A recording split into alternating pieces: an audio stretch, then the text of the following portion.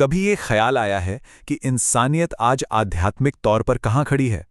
आज हम एक ऐसे ही नज़रिए को समझने जा रहे हैं जो हमें अंधेरे से उजाले की ओर ले जाने वाले एक रास्ते की बात करता है। चलिए इस सफ़र की शुरुआत करते हैं। आज अंधेरे में इंसान, सुनने में तो ये किसी गाने की लाइन लगती है ना? पर ये उससे कहीं ज्यादा गहरी बात है। ये उस आध्यात्मिक अंधेरे की तरफ इशारा करती है जिसे आज हम समझने और उससे बाहर निकलने का रास्ता खोजने की कोशिश करेंगे। अच्छा, इससे पहले कि हम आगे बढ़ें, ये जान लेना ज़रूरी है कि ये सारी जानकारी आ कहाँ से रही है। इसका जो सोर्स है वो मुरली नाम का एक आध्यात्मिक प्रवचन है और हमारी आज की पूरी चर्चा का आधार भी यही है। तो चलिए देखते हैं कि आज हम किन किन मुद्दों पर बात करने वाले हैं।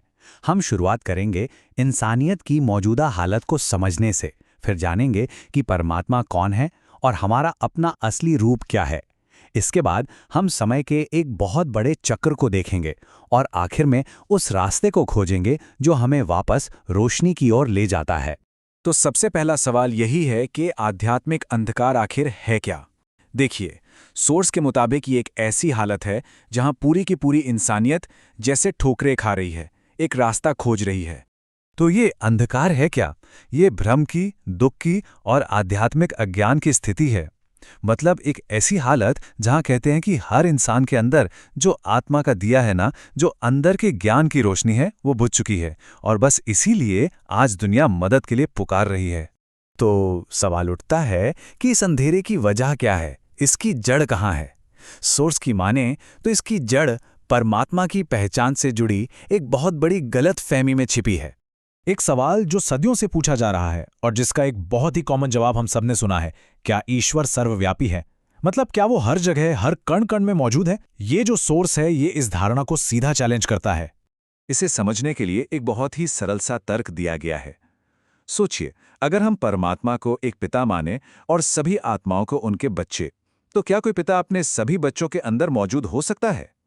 ये सवाल ही हमें सर्वव्यापी होने की पूरी धारणा पर दोबारा सोचना पर मजबूर कर देता है। और बस इसीलिए बाबा या पिता शब्द इतना खास हो जाता है। ये सिर्फ एक शब्द नहीं, बल्कि एक रिश्ते का एहसास है।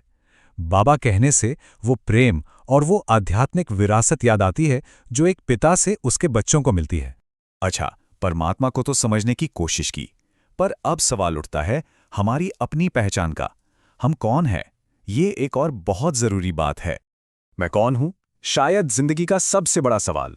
और इस प्रवचन के अनुसार इसका जवाब शायद वो नहीं है जो हम में से ज्यादातर लोग सोचते आए हैं। देखिए, सारा जवाब मैं और मेरा के फर्क में छिपा है। मैं मतलब हमारी असली पहचान, वो अविनाशी आत्मा, एक पॉइंट ऑफ लाइट। और मेरा क्या है? मेरा है ये शरीर, मेरा नाम, मेरी नौकरी, वो सब कुछ जो टेम्पररी है। असल में सारी गड़बड़ी तब शुरू होती है जब हम इस मेरा को ही मैं समझ बैठते हैं।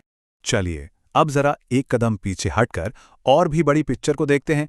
ये समझते हैं कि वो कौन सा ब्रह्मांडीय चक्र है जिसके कारण इंसानियत इस अंधेरे में आई। तो ये पूरा समय का चक्र ये चलता कैसे है? इसकी शुरुआत होती है ब्रह्मा के दिन से, जिसमें आते हैं सतयुग और त्रेता युग। ये रोशनी का, दिव्यता का, स्वर्ग का समय है। फिर धीरे धीरे ब्रह्मा की रात होनी शुरू होती है।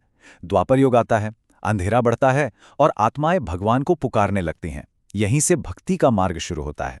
और फिर आखिर में आता है कलयुग, जब ये रात अपने सबसे घने अंधेरे में होती है। ठीक है, तो हमने प्रॉब्लम समझ ली, उसकी वजह भी जान ली, पर सॉल्यूशन क्या है? इस अंधेरे से बाहर निकलने का रास्ता क्या है? इस सोर्स के मुताबिक इसका हल ज्ञान और याद के मार्ग में छिपा है। और यहीं पर पिता का रोल सबसे जरूरी हो जाता है, जिन्हें ज्ञान का सूर्य कहा गया है।